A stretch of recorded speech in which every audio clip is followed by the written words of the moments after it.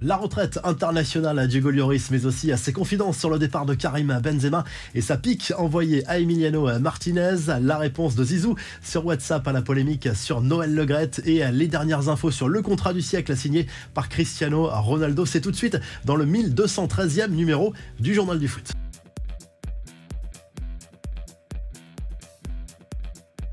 Hugo Lloris ne portera plus jamais le maillot de l'équipe de France. Le Capi, comme le surnomme affectueusement ses coéquipiers en sélection, a choisi de mettre un terme à sa carrière internationale. Il va désormais se consacrer à son club, Tottenham, avec lequel il est sous contrat jusqu'en 2024. Lloris entre dans la légende du football français avec ses 145 sélections et on se rappellera bien sûr de ce titre de champion du monde remporté avec les Bleus en 2018 et cette coupe soulevée sous la pluie de Moscou après une victoire contre la Croatie en finale. Lloris qui évoque une usure physique et mentale après autant d'années au poste de titulaire dans les buts de l'équipe de France. On rappelle qu'il avait débuté en 2008. Tout le monde lui a rendu hommage, les anciens comme les actuels joueurs de l'équipe de France, de Didier Deschamps à Kylian Mbappé, en passant par Olivier Giroud, Raphaël Varane ou encore Antoine Griezmann. Et par ailleurs, dans un entretien accordé à l'équipe, Hugo Lloris a balayé les rumeurs évoquant son implication et celle de plusieurs autres cadres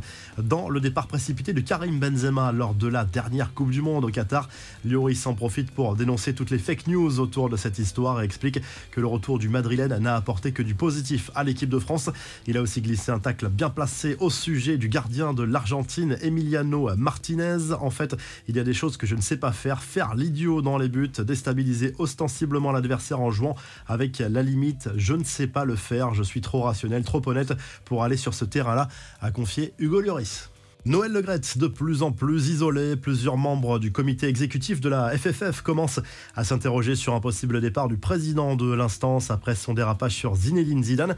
Une polémique de plus pour Le Graët. La ministre des Sports, Amélie Oudéa-Castéra, souhaite clairement son départ. Un audit à charge sur le principal intéressé est actuellement en cours. Noël Le Graët a visiblement prévu d'appeler Zidane pour lui donner des explications.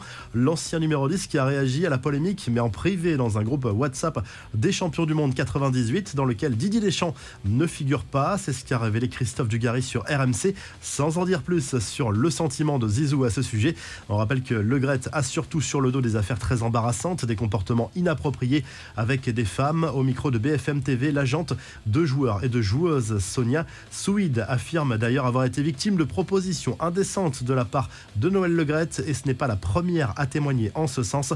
Le nom de Michel Platini qui commence à circuler pour succéder à Le Graët, si l'ancien président de l'UEFA en a l'envie bien sûr.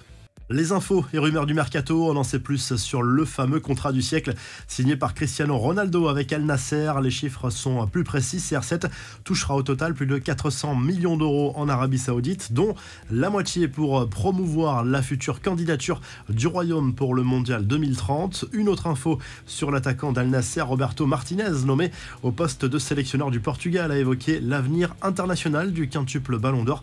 Mon point de départ, c'est le groupe de 26 joueurs qui a disputé le Mondial et Cristiano est sur cette liste. Il évolue en équipe nationale depuis 19 ans et mérite le respect. Nous en parlerons, a confié Martinez. Gareth Bale, lui, a choisi de raccrocher les crampons de manière définitive en club comme en sélection. Sacré champion en MLS avec le Los Angeles FC en novembre dernier. L'ancien madrilène, âgé de 33 ans, aura donc disputé le dernier match de sa carrière lors du Mondial 2022 avec le Pays de Galles contre l'Angleterre. Chelsea avance sur le dossier Joao Félix. Le joueur de l'Atlético Madrid serait tout proche de s'engager en faveur des Blues sous la forme d'un prêt payant.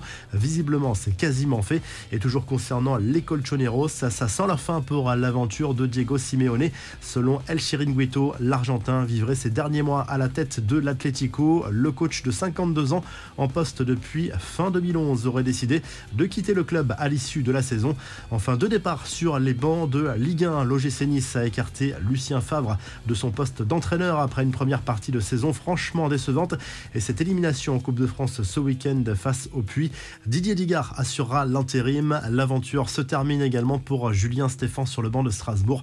Il était de plus en plus isolé dans le vestiaire. Le club alsacien occupe actuellement la 19e place en Ligue 1 avant la 18e journée qui commence ce mercredi. Allez, on termine avec la traditionnelle revue de presse et le journal L'équipe consacre bien évidemment sa une à Hugo Lloris qui vient d'annoncer sa retraite internationale après 14 ans passés sous le maillot de l'équipe de France. Il explique être allé au bout de son aventure. Il avait honoré sa première sélection en 2008, en novembre, en amical face à l'Uruguay. C'était au Stade de France. Du côté de l'Espagne, le journal AS se penche déjà sur la Supercoupe d'Espagne qui se dispute cette semaine. Le Real Madrid affrontera Valence lors de la première demi-finale. Ça se joue en Arabie Saoudite et le FC Barcelone défiera le Betis Séville jeudi. Un premier titre à attribuer en 2023 pour les clubs espagnols. Et du côté de l'Italie, le Corriere dello Sport se penche déjà sur le choc énorme entre le Napoli et la Juve programmé vendredi soir dans le cadre de la 18e journée de Serie A. En cas de victoire, les Napolitains pourraient déjà faire un pas important vers